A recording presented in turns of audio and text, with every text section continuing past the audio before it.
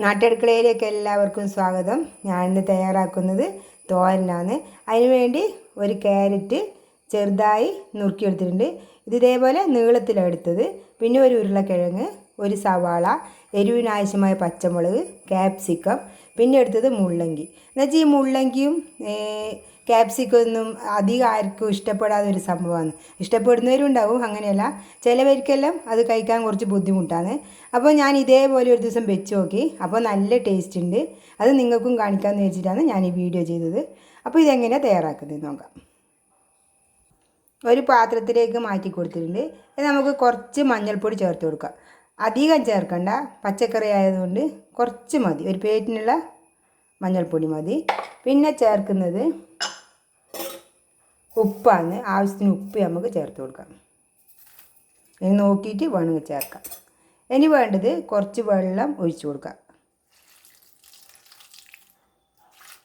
ഇതിനി അടുപ്പത്ത് വെച്ച് വേവിച്ചെടുക്കാം.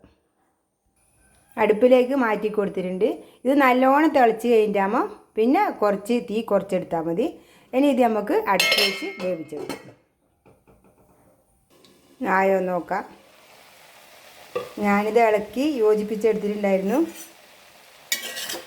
വെള്ളമെല്ലാം വറ്റി. ഇനി ഇതിലേക്ക് നമുക്ക് കുറച്ച് കറിവേപ്പില ചേർത്ത് കൊടുക്കാം. ഇതിൽ തേങ്ങ വേണമെങ്കിൽ തേങ്ങ ഇട്ട് കൊടുക്കാം. ഞാൻ തേങ്ങയൊന്നും ഇടുന്നില്ല. ഞാനിപ്പം മെഴുക്ക് വരട്ടി പോലെ ആക്കുന്നത്. അപ്പോൾ നമുക്ക് ഇതിലേക്ക് കുറച്ച് എണ്ണ ഒഴിച്ചു കൊടുക്കാം.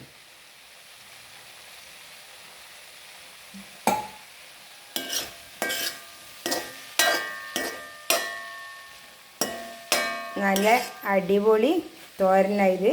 ഇതേപോലെ ഒന്ന് എല്ലാവരും ഉണ്ടാക്കി നോക്കണേ. എന്നുവെച്ചാൽ നമുക്ക് ചപ്പാത്തീൻ്റെ കൂടിയും ദോശേൻ്റെ കൂടിയും പലഹാരത്തിൻ്റെ കൂടെ ഏതായാലും നമുക്ക് കഴിക്കാൻ നല്ല ടേസ്റ്റായത്. ഇതേപോലെ ഒന്ന് എല്ലാവരും ഉണ്ടാക്കി നോക്കുക.